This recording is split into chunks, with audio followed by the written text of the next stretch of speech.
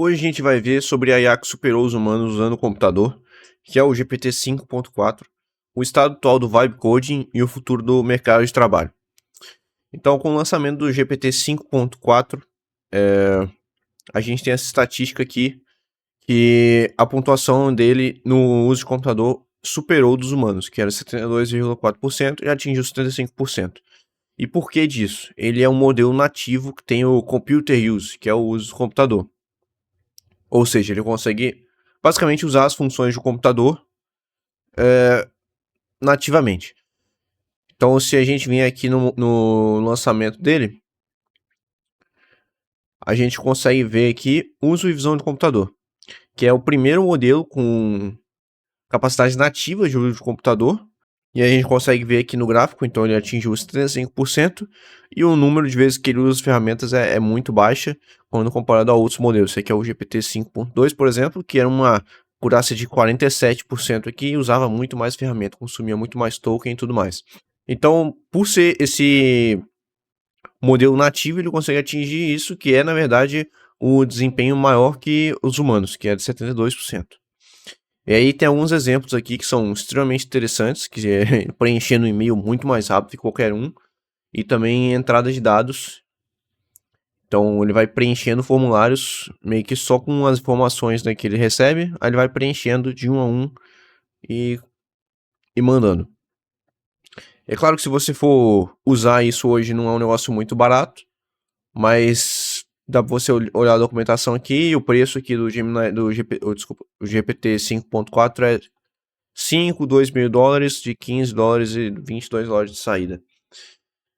Então, assim, por ser um modelo top de linha, né?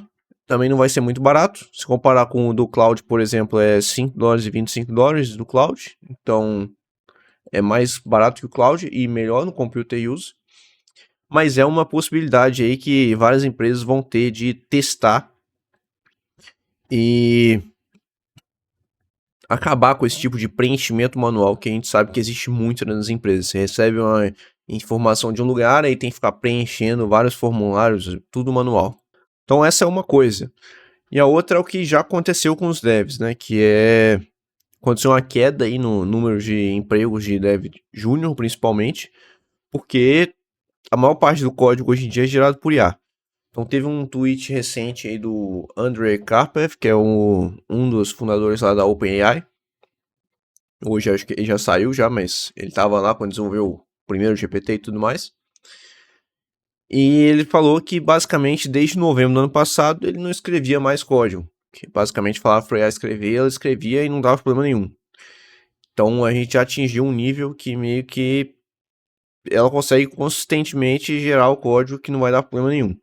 E aqui a gente tem uma previsão aqui do Gartner que 60% de todo o código novo será gerado por IA até o final de 2026. E eu acho que a gente já atingiu até esse número e a gente não está no final, está bem no início. Então, pelo menos mais de 60% do código que eu escrevo é gerado por IA. E muita gente pode dizer o mesmo. Então, o que o GPT 5.4 realmente muda, né? Porque a gente viu aí que ele é muito bom no computer use, as pessoas estão mais programando. Então, assim, ele vai começar a automatizar o trabalho de escritório normal. Então, a parte lá de Excel, que um monte de gente faz, de pegar uma informação de um lugar e jogar para outro, preencher formulários, coisas desse tipo, vai dar para automatizar praticamente tudo. Então, a gente tem uma outra fala aqui do chefe de IA da Microsoft, em fevereiro desse ano, então tem um mês, que ia demorar 18 meses para automatizar todo o trabalho do escritório. E o que isso significa, né? Automatizar todo o trabalho do escritório. São todas as indústrias de contabilidade, direito, marketing, gestão de projetos, todos esses tipos de trabalho, eles já podem ser automatizados. Ou seja, a gente já tem modelos bons o suficiente para automatizar isso. Então, se a gente olhar aqui, a gente tem um relatório da Anthropic que ninguém leu. Quer dizer, não ganhou tanta popularidade quanto devia. Que eu vou mostrar para vocês que é esse daqui. Impacto de IA no mercado de trabalho. É esse daqui. E aqui tem um gráficozinho muito interessante que é a capacidade teórica o uso observado de IA em vários setores. Então a gente consegue ver que em vermelhinho é o observado e que o azul é o teórico. Então a gente tem muito que a gente pode usar que a IA não está sendo usada. Ou seja, os nossos modelos já têm capacidade para atingir esse tipo de nível de uso, mas a gente não tem as ferramentas, não tem a capacidade de uso, não tem conhecimento técnico de prompt, de sistematização desses IAs para alcançar, de fato, esse potencial todo que elas têm hoje. Então eu vou ilustrar um exemplo aqui, que seria de uma agência de website. Então hoje a gente já tem rodando, na verdade não hoje, né? Desde o ano passado a gente já tinha rodando aqui, por exemplo, a gente tem uma agência que gera, faz websites para as outras empresas. Então, nessa agência a gente tem dois setores, o setor de propostas e o setor de criação de websites, né, que seria a produção de fato, produção de websites. E essa parte de proposta já é meio que, hoje já dá para automatizar bem, hoje não, né, ano passado dava para automatizar bem. Então você tinha aqui algumas informações que você recebia do seu potencial cliente, que era o texto de telefone, alguma reunião que vocês fizeram, um telefonema, e com base nisso, a IA gerava uma proposta num template específico. Aí você só revisava lá o preço e tudo mais, para saber se estava tudo certinho, o tempo de elaboração do projeto e tudo mais. Revisava e mandava. Isso era meio que dava para você automatizar 100% há um ano atrás. Só que hoje, você já consegue automatizar também a produção de websites, ou seja, outro setor inteiro. Que depois que você fecha o contrato, você vai ter uma reunião para passar as datas e fechar tudo que a pessoa comprou certinho. E aí dá para você criar um agente aqui que vai ser um agente de um gestor dos websites. Então ele vai ter sob o controle dele vários builders, vários agentes que fazem o código dos websites, né? E aí ele vai mandar para esse agente, faça o website conforme essas notas aqui. Ele vai pegar as notas, né? Vai fazer o prompt certinho e não deixar só falar, faça igual essas notas. Ele vai fazer o prompt bonitinho e vai mandar para o builder. Aí o builder vai fazer o website e vai mandar de volta para ele. Aí essa parte daqui que é a mais difícil que a gente tem hoje, que é justamente a parte de você daí a pegar aquilo e analisar se o negócio está bom ou não. Essa é a parte mais difícil que a gente ainda não consegue acertar na maior parte dos casos, que é uma análise de qualidade em cima do trabalho da IA. E assim que a gente conseguir isso, porque de modo geral, assim, a IA consegue, ela tem conhecimento sobre tudo. Se você só falar melhore para ela não vai saber o que é para melhorar, o que é para mudar. Então assim que a gente conseguir parametrizar isso, do que é o melhor, o que é o pior, e passar para essa IA de manager aqui, de gestão, de gerenciamento, ela vai conseguir passar essas informações específicas do que o website builder aqui tem que mudar e vai conseguir fazer esse trabalho todo sozinho. E aí com isso a gente consegue automatizar também o fluxo aqui com o próprio cliente. Então daria para a SA já mandar mensagem para o cliente falando, tá disponível o seu website, só acessar lá. Se quiser que mude alguma coisa me avisa. Aí ele fala, por exemplo, quero mudar isso. Muda esse texto aqui. Aí o website aqui do manager já pega e manda para IA muda, devolve e já fala que mudou. Tudo automático, você não precisa de interação humana nenhuma aqui. Mas é claro que tem que ter um humano monitorando e criando esses agentes ainda.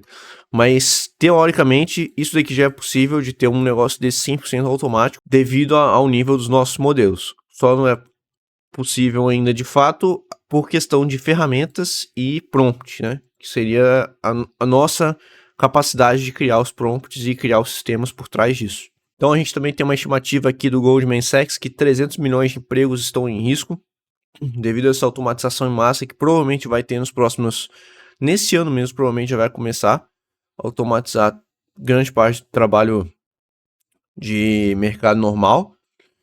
E agora a pergunta é o que fazer, né? Que se você for ficar pensando que todo mundo vai perder o emprego, é meio apocalíptico.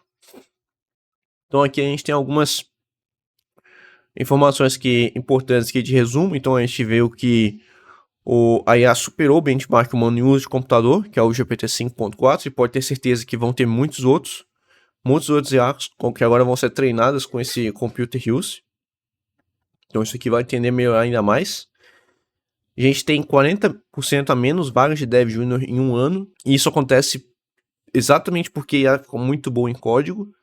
Então, um Dev Senior consegue produzir muito mais do que antes. Então ele meio que não precisa de Dev Júnior para ficar fazendo a maior parte do código. Uma IA já consegue fazer isso para ele. Isso vai acontecer nos outros setores também. Todos os outros setores que a gente viu aqui vão acontecer inevitavelmente. E aqui tem a previsão da Microsoft também que em 18 meses todo o trabalho do escritório vai ser automatizado. E eu até mostrei um fluxo de como daria para fazer isso hoje. E toda tarefa repetitiva de computador já pode ser automatizada, que é justamente com essa IA aqui do Computer Use, né? E o pensamento sistêmico vale mais que a sintaxe. Então, a partir de agora, não é só o prompting que vale, não é só você mandar uma mensagem para a IA e receber uma resposta. Não vai ser isso que vai ser o diferencial. Vai ser você fazer um sistema que a IA consegue dar prompts para outras IAs e comandar elas para fazer as coisas. Então, e você ter essa validação entre, o trabalho ficou bom, tem que melhorar o quê? Isso e aquilo. Que aí você fecha um sistema completo e consegue produzir muito mais. Então, a pessoa consegue cuidar, por exemplo, de 10 IA managers e as gerenciadoras, que cada uma vai cuidar de mais 10 produtores, né? Mais 10 que vão fazer cada coisa de cada departamento. Então isso vai aumentar demais a produtividade de cada pessoa nesse trabalho de escritório. E o futuro é isso daí, é meio que inevitável. E se você tem algum pensamento sobre isso, de como vai ser, principalmente a economia do futuro com todas essas coisas, vai ser um negócio muito doido. Se você parar para pensar um pouquinho, então você pode comentar aí embaixo se tiver alguma coisa interessante, alguma coisa para adicionar. E espero que vocês tenham gostado do vídeo e até a próxima.